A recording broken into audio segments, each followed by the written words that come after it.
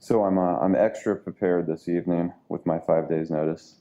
I do have a few notes, just so you guys have a little bit of background on who I am. I've been in the industry for about 15 years. I've been working internationally for about 6 or 7 years now. Traveled around a little bit, and previous to all of this, I did have quite an extensive stint as a virtual design and construction manager. I was a regional manager in the States for the Southeast. Went over to Korea and did some work there, helping set up some companies, and did some work in Dubai also with it, and some other ones here and there a little bit. Anyway, with all of that, I guess I've had experience both in the general contracting side and on the owner's side on high-tech firms like Samsung and Facebook, and across large campus environments like Emory University, Georgia Tech, the Centers for Disease Control, some larger builds like that where you get to see different implementations, not just across large projects, but across entire campus projects. So I've gotten to see owners from just the small one-off commercial builds that are just an office building and very general and sort of more simplistic, to the very high complexity semiconductor fab plants across whole campus environments. And I think what I would, my main point from all of that is that I've learned that most owners have no idea what they actually want from BIM or technology, and what they actually want as a final deliverable from any of you. And there are exceptions to that rule. There are certain companies, and this usually goes into more campus or university led developments where they actually have more of a clear-cut understanding on what they want. But I would just say it's a little bit higher level. They still don't understand exactly what they need. And so what they're really doing is looking to you guys, even if they don't want to admit it, is that they need direction. They need to understand how that technology can really be utilized to benefit them. And so coming from both sides on this, I have a little bit more of an opinion when we get to that for our projects. But and I got off track a little bit doing that. So I just want to hit a quick list of some of these things, just to talk about some of I guess the key factors that people are already working on, about how those could actually benefit the owner. Because a lot of these, I think the construction world is looking at and how they benefit themselves, which is a great place to start. But from an owner's view, that doesn't necessarily mean that we want to pay for any of that. We look at that as a benefit to the team and why we're making that selection in the first place. So, and before I start with some of these bullet points, I just want to do a quick anecdotal story. We had a subcontractor, a mechanical contractor in Atlanta, Georgia. They were considered the best mechanical contractor in the area, but they also only did the high-spec work because they were very expensive. They had the best design team. They paid their people the best. Their technicians were the best, and they were easily regarded as the best in the area, which really, really limited the type of work they could win since they were always expensive. Then they decided, as part of being the best, they wanted to start adopting 3D modeling techniques and building information modeling and seeing where they could take that. They started training their staff, and not just their design staff, but they also started training their field staff, at least in some portions of the technology. And as they started doing this and started to coordinate their own shop drawings, their own designs, they started to change the way that they actually fabricated their materials, and starting with sheet metal primarily, but it went into piping and beyond. And as they started to do this, they started to realize efficiencies that they didn't realize they could actually get when they were looking to start this process. And they started to perfect how they were changing the production of their materials. And by the end of this, well, not by the end, a little bit into it, really within the first year, they started realizing what they could actually knock their margins down to because they didn't need the same amount of labor to produce the materials, and they didn't have to install the materials in the same manner that they used to, and they didn't need the labor. They started undercutting everybody in the area. So now the best mechanical firm was also the cheapest mechanical firm. And in the space of 2 years, they kind of closed the market because now you could get the best team. They had to go into a hiring frenzy with other technicians from other firms and stuff, but they absolutely excelled. And it was all because they adopted the technology and then figured out how to use that technology to change their actual workflow and to actually create efficiencies from that. So in our market, and this has happened all over the place in the US, and it has not happened in other countries that I've been in. You see the market try to adopt the technology to gain an advantage and then figure out how they can utilize that advantage to be more competitive in the marketplace. Because the owner isn't necessarily going to give them money just to try to be better, which I have been asked for multiple times in other markets. When we mandate that you're going to use a certain technology or we want a certain product at the end of it, there's usually a cost associated with that because they don't do that currently. But in the US market, it was all driven just through competition. And because of that, it went into efficiencies. The people who dove into this and made the investment, they ended up realizing a lot of these efficiencies, and it caused the rest of the market to catch back up again to where everybody ended up utilizing it in some form or fashion.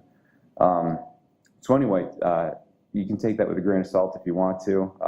I made it sound very, very rosy, but there's been multiple firms in the area that I came out of that started that way, and they're still top firms today because they're always pushing the envelope in that.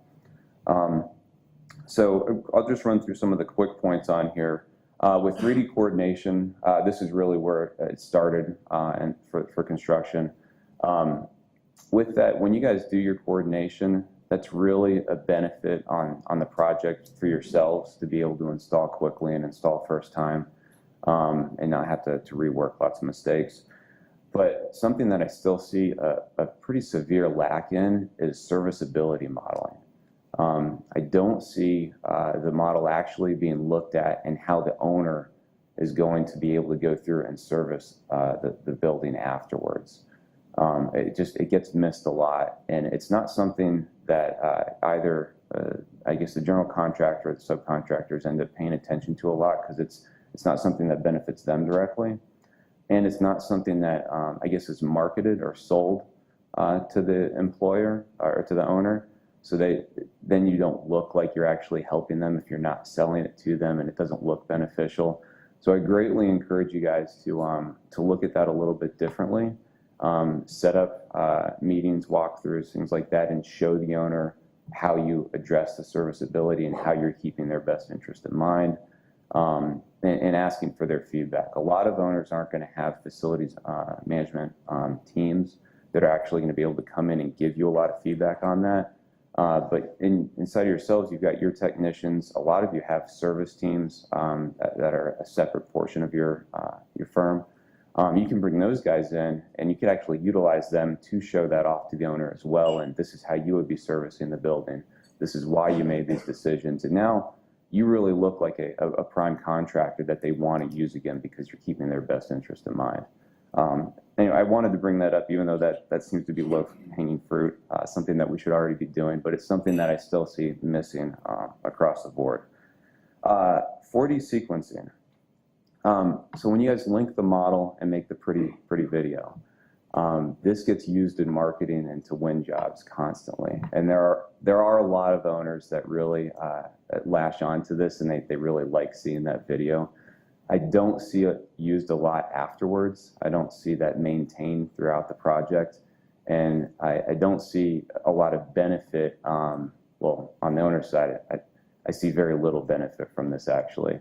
But on the contractor's side, since it's not utilized throughout the entire project, I don't see people really utilizing it to analyze your program, your schedule, to actually better that and to track progress through it. We have done this on multiple projects now.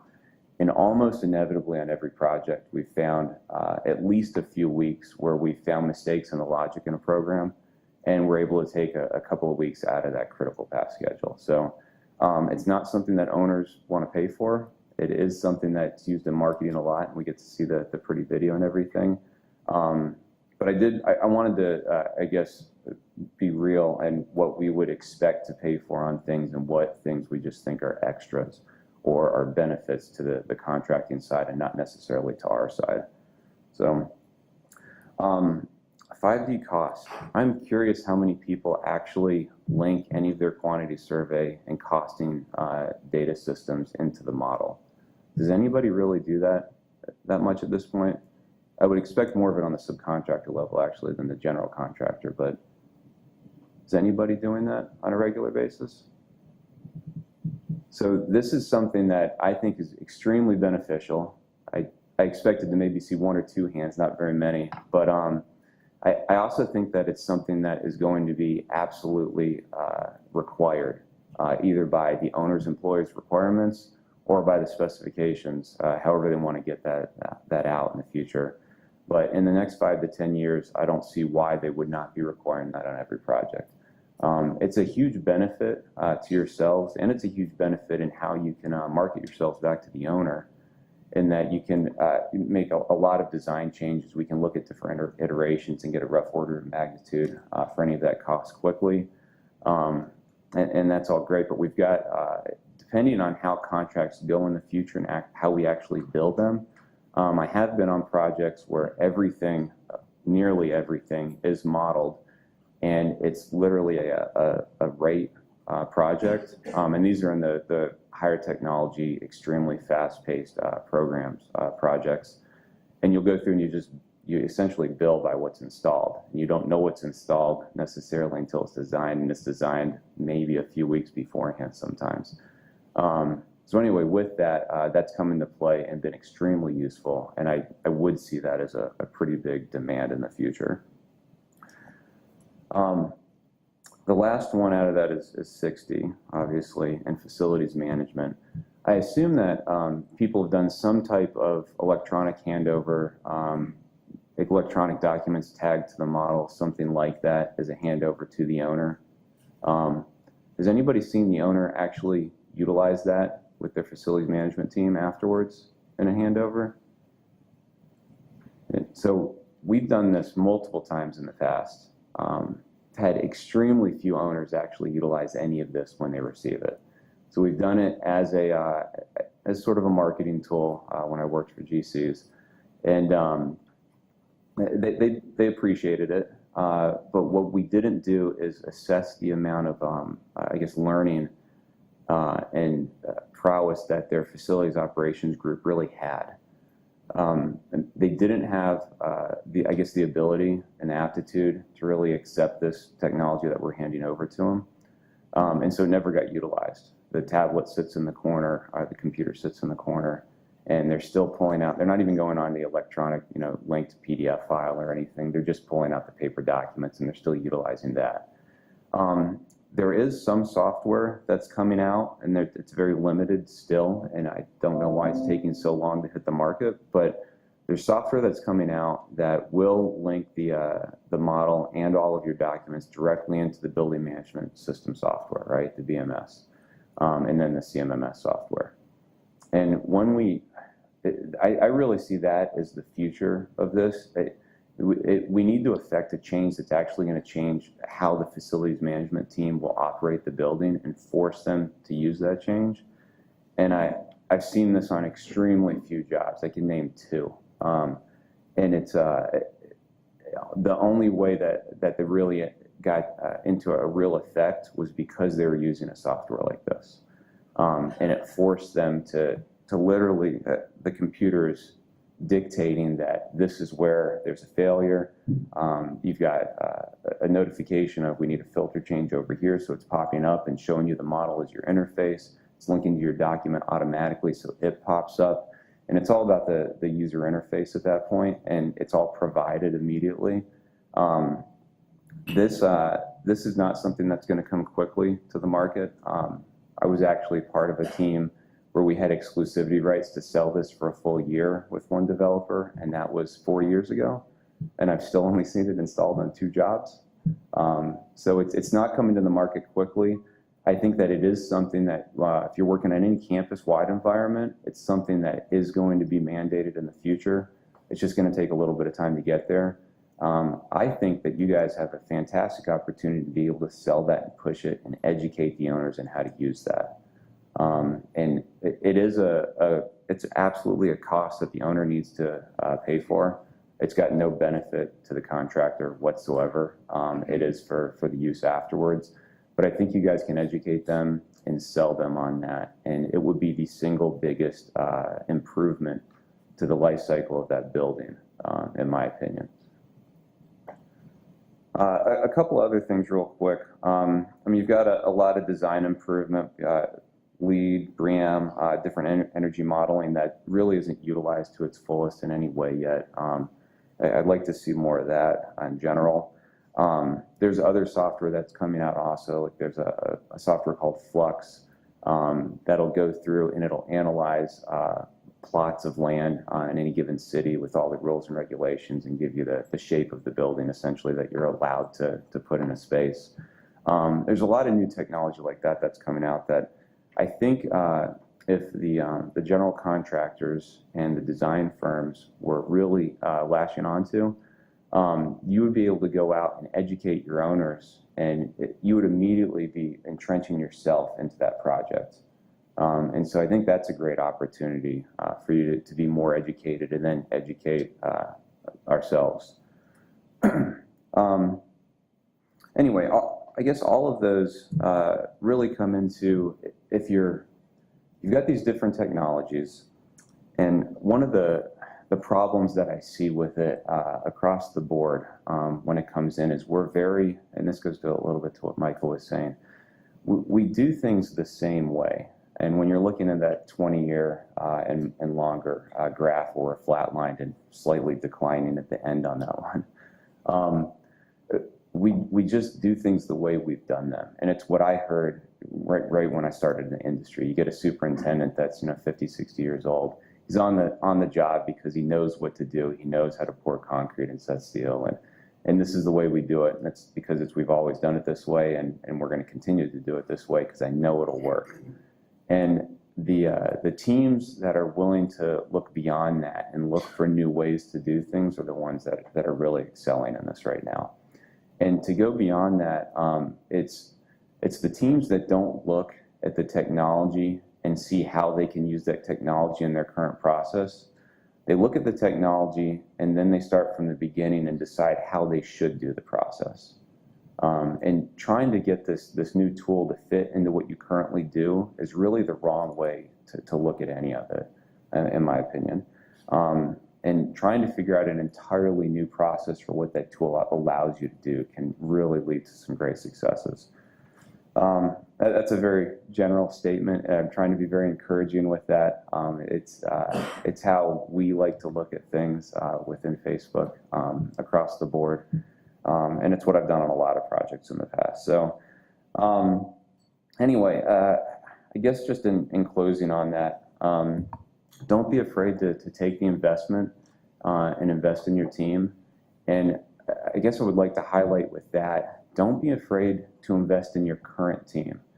And really the people in the field, even more so than the people that are sitting behind the desk. The people in the field know how to install your work. They know how it's going to be serviced in the end. They're the ones that can really affect the greatest amount of change. And they're the people that I've seen do some of the best improvements and efficiencies on any of the projects I've worked on.